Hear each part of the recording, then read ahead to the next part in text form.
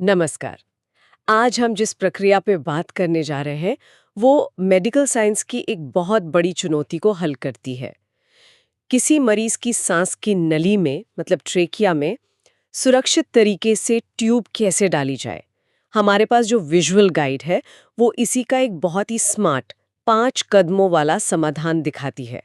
तो चलिए इस पर गहराई से बात करते हैं। ये वाकई एक बहुत बड़ी चुनौती है। सांस की नली को सुरक्षित करना सबसे जरूरी कामों में से एक है, पर यह हमेशा सीधा नहीं होता। जरा सी भी चूक खतरनाक हो सकती है। बिल्कुल। ये तकनीक इसी चूक की गुंजाइश को कम करने के लिए है। तो इस गाइड के पहले कदम में दो चीजों को जोड़ा जाता है। एक ब्रोंकोस्कोप जो एक तरह की पतली ट्यूब है कैमरे के साथ, हम्म। और एक खास एंट्री इंटुबेटिंग कैथेटर। हम्म। फिर इस पूरे सेट को मरीज के एयरवे में डालते हैं। और यहाँ लक्ष्य है कैरिना तक पहुंचना।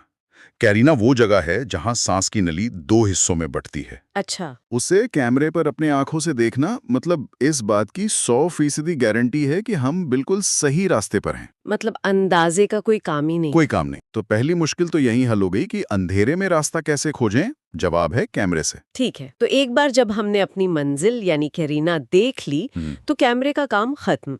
इसीलिए दूसरे और तीसरे स्टेप में ब्रोंकोस्कोप और एक और डिवाइस सुप्राग्लॉटिक एयरवे डिवाइस दोनों को बाहर निकाल लेते हैं।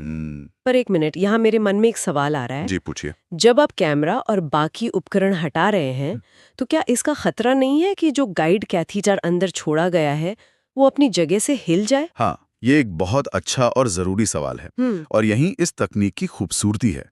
उस कैथीटर को ऐसे डिजाइन किया गया है कि वो श्वासी नली में आराम से टिका रहे और उसे निकालते समय की प्रक्रिया बहुत धीमी और नियंत्रित होती है। अच्छा। सोचिए, हमने रास्ता खोज लिया और अब वहां एक झंडा गाड़ दिया है। कैमरा हट भी जाए तो वो कैथेटर हमारा झंडा है, एक गाइड वायर।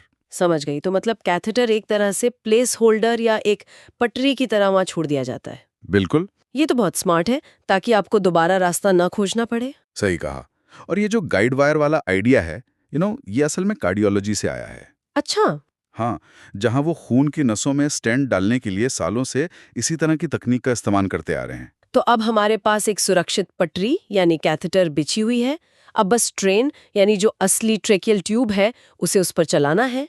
यही चौथे स्टेप में होता है ना? हाँ, और ये सबसे सुरक्षित हिस्सा है। इसे रेल मार्किंग भी कहते हैं। ट्यूब के भटकने का कोई खतरा ही नहीं होता, वो सीधे अपनी तय जगह पर पहुंचती है।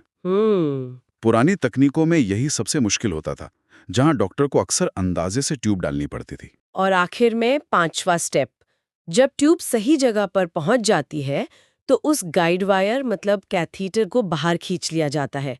फिर ट्यूब के सिरे पर एक छोटे से गुब्बारे जिसे कफ कहते हैं उसे फुला देते हैं। इसका क्या काम है? वो कफ दो बहुत जरूरी काम करता है। एक तो वो ट्यूब को अपनी जगह पर लॉक कर देता है ताकि वो हिले नहीं, ठीक है।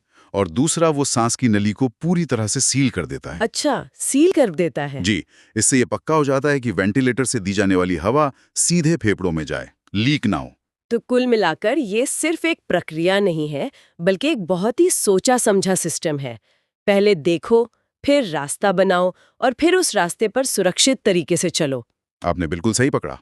ये प्रक्रिया दिखाती है कि मेडिकल साइंस कैसे मुश्किल कामों को एक सुरक्षित step by step engineering problem में बदल रहा है। एक तरह से कला को विज्ञान में बदलना। हाँ बिल्कुल, ताकि नतीजे हर बार भरोसेमंद हो, चाहे कोई भी कर रहा हो। तो इस विजुअल गाइड से हमने एक जटिल प्रक्रिया को सरल और सुरक्षित बनाने का एक बहुत ही साफ और इनोवेटिव तरीका देखा। हाँ, और इससे एक सवाल ये भी उठता है कि भविष्य में विजुअलाइजेशन मतलब देखने की तकनीक और मैकेनिकल गाइडेंस का ये जो मेल है, ये और किन प्रक्रियाओं को बदल सकता है? शायद शरीर के उन हिस्सों तक पहुंचने के लिए भी जिन्हें आज बहुत मुश्किल माना जाता है।